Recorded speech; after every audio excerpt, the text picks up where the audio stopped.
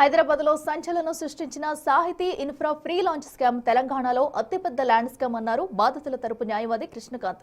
ఇప్పటికే ఈ కేసులో ఈడీ, సిసిఎస్ పోలీసులు ఛార్జిషీట్ దాఖలు చేశారని తెలిపారు. ఫ్రీ లాంచ్ ఆఫర్ల పేరుతో అమాయక ప్రజల నుంచి 800 కోట్ల రూపాయలు వసూలు చేస్తున్నట్లు ఈడీ నిర్ధారించిందన్నారు. ఈ కేసును సిబిఐకి అప్పగించాలని బాధితులు డిమాండ్ చేస్తున్నారని తెలిపారు. మరింత సమాచారం మా ప్రతినిధి సుజాత అందిస్తారు. ఫ్రీలాన్స్ పేరుతో రోజుకొక కంపెనీ భారీ మోసాలకి పాల్పడుతుంది. అటు సాహితీ ఇన్ఫ్రా రియల్ ఎస్టేట్ ఒకవైపు, మైరాన్ గ్రూప్స్, ఇలా ఎన్నో రియల్ ఎస్టేట్ కంపెనీలు పెట్టుబడులే లక్ష్యంగా అధిక వడ్డీలు ఇస్తాము, లేదనంటే ఎక్కువ ల్యాండ్స్ని రిజిస్టర్ చేస్తాము అని చెప్పేసి వాళ్ళని మోసం చేస్తున్నటువంటి పరిస్థితులు ఉంది. ప్రస్తుతము సాహితీ ఇన్ఫ్రా రియల్ ఎస్టేట్ బాధితుల తరపున మొదటి నుంచి కూడా కేసుని వాదిస్తున్నటువంటి అడ్వకేట్ కృష్ణకాంత్ మనతో పాటు ఉన్నారు. చెప్పండి, అసలు ఫ్రీ లాంచ్ ఆఫర్కి ఎందుకు అట్రాక్ట్ అవుతున్నారు పబ్లిక్? ఒకటి ఏంటంటే అండి, ప్రీ లాంచ్ ఆఫర్ అనగానే ఇప్పుడు పలానా ఒక ఏరియాలో అక్కడ మార్కెట్ రేట్ చాలా కాస్ట్లీగా ఉంది, అక్కడ వీళ్ళు ప్రీ లాంచ్ ఆఫర్ అని చెప్పి ఇలాంటి సోకాల్డ్ కొందరు బిల్డర్స్ అండ్ డెవలపర్స్ వాళ్ళు ఏం చేస్తారు, అక్కడ for example per square feet original market rate 30,000 40,000 ఉంది, వీళ్ళు మేము ఇప్పుడు ప్రీ లాంచ్ ఆఫర్ అయితే 5,000కి ఇస్తున్నాం, 10,000కి ఇస్తున్నాం, అయితే 7,000కి ఇస్తున్నాం అని చెప్పి పెడతారు.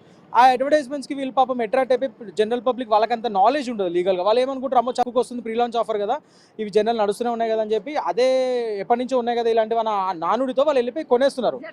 చెప్పినట్లు ఒక ల్యాండ్ వాల్యూ గజం 50,000 ఉంటే వాళ్ళు 25కే అక్కడ సేల్ చేస్తున్నారు. కానీ ఇందులో మోసపోయిన బాధితులు చాలా వరకు ఎడ్యుకేటెడ్ పర్సన్స్ ఉన్నారు. ఒకవైపు అవేర్నెస్ లేకపోవడమే కారణం అని చెప్పి 100% because of lack of awareness. కానీ మన లాలో ఒక నానుడు ఉంది, అదేంటంటే ignorance of law is not an excuse. So మనకి లా తెలియదు అంటాం చాలా తప్పదు. చదువుకోకపోయినా మనం ఉంటున్న ప్రదేశంలో, మనం ఉంటున్న దేశంలో లా తెలుసుకోవడం, చట్టాలు, మినిమం చట్టాలు చూడడం మన బాధ్యత.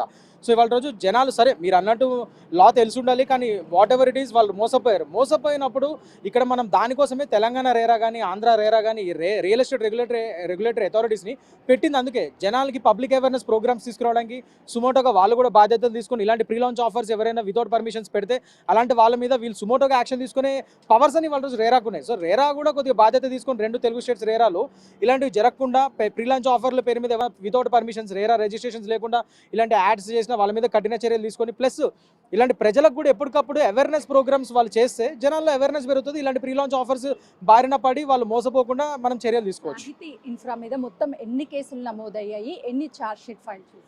ఇప్పుడు సాహితీ పరంగా మొత్తం 64 కేసెస్ నమోదయ్యాయండి సిసిఎస్ ప్రకారం. సో దాంట్లో ఇప్పటి వరకు 17 కేసెస్కి వాళ్ళు ఛార్జ్షీట్ వేశారు, ఇంకా మిగతా కేసెస్కి వేయాల్సింది ఉంది.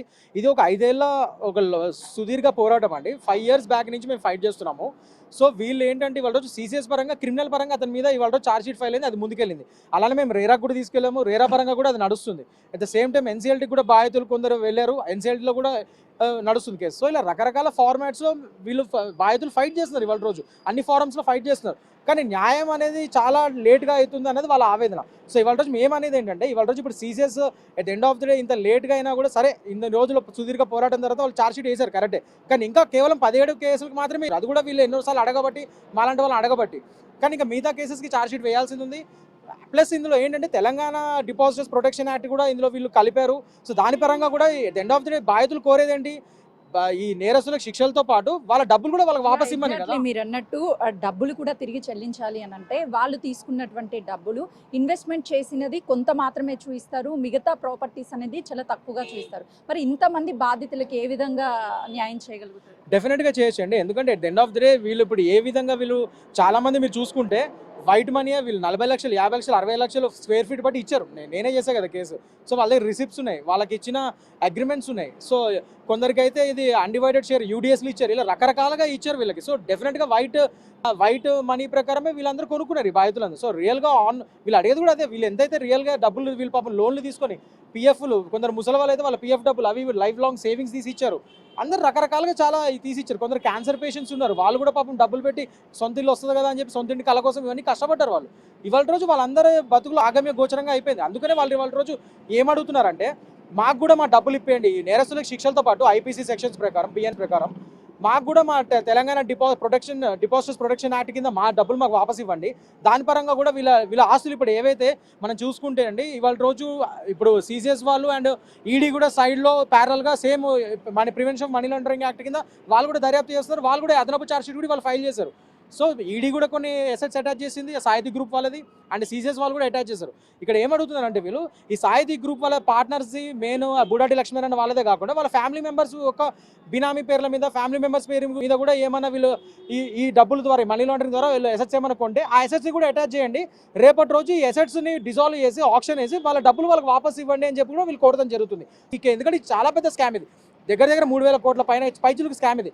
ప్లస్ గత ప్రభుత్వంలో చాలా పెద్ద తలకాయలు కూడా ఇన్వాల్వ్ అయ్యారు ఇందులో అన్నట్టు కూడా ఎలిగేషన్స్ ఉన్నాయి. ఈ బాధితులు ఎలిగేషన్స్ చేశారు అప్పుడు. సో దాని పరంగా కూడా తరో ఇన్వెస్టిగేషన్ జరగాలంటే కేవలం సీసీఎస్ యొక్క సామర్థ్యం, స్టాఫ్ సరిపోదేమో. So independent agency like CBS central ఏజెన్సీకి ఇస్తే ఇది త్వరగా ఇంకా ఇంకా తరో ఇన్వెస్టిగేషన్ అవుతుందన్న డిమాండ్ కూడా వాళ్ళు అడుగుతున్నారు. అట్ ద సేమ్ టైం అండి, ఇప్పుడు ఛార్జ్షీట్ వేశారు ఇన్ని రోజుల తర్వాత కొన్ని కేసులకి, ఇప్పుడు మళ్ళీ ఆ ట్రయల్ స్టార్ట్ అవుతుంది, అది మళ్ళీ ఇంకా ఎన్నేళ్ళు అవుతుందా అన్న భయం ఉంది వాళ్ళ లోపల. సో దానికి అనుగుణంగానే ఒక అగ్రి గోల్డ్, ఒక హీరా గోల్డ్ ఇదివరకు ఇలాంటి స్కామ్స్ అయితే ఎన్నేళ్ళు టైం పట్టింది మనం చూసాం. సో అలా కాకుండా ఈ స్కామ్కి, సాహితీ స్కామ్ పరంగా ఫాస్ట్ ట్రాక్ కోర్ట్స్ కూడా పెట్టండి, ఫాస్ట్ ట్రాక్ కోర్ట్స్ పెట్టి త్వరగా దీన్ని ట్రయల్ స్టార్ట్ చేయండి అని కూడా వీళ్ళు అడుగుతున్నారు. వాళ్ళు సాహితీ ఇన్ఫ్రా రియల్ ఎస్టేట్ కి సంబంధించినటువంటి బాధితులు 1,500 మందికి పైగానే ఉన్నారు. దాదాపు కోట్ల రూపాయల వరకు కూడా స్కామ్ జరిగింది. వెంటనే ఫాస్ట్ ట్రాక్ కోర్టుని ఏర్పాటు చేసి బాధితులకు వెంటనే న్యాయం చేయాలని అడ్వకేట్ కృష్ణకాంత్ చెప్తున్నారు. కెమెరామెన్ సంతోష్తో సుజాత, హైకోర్టు.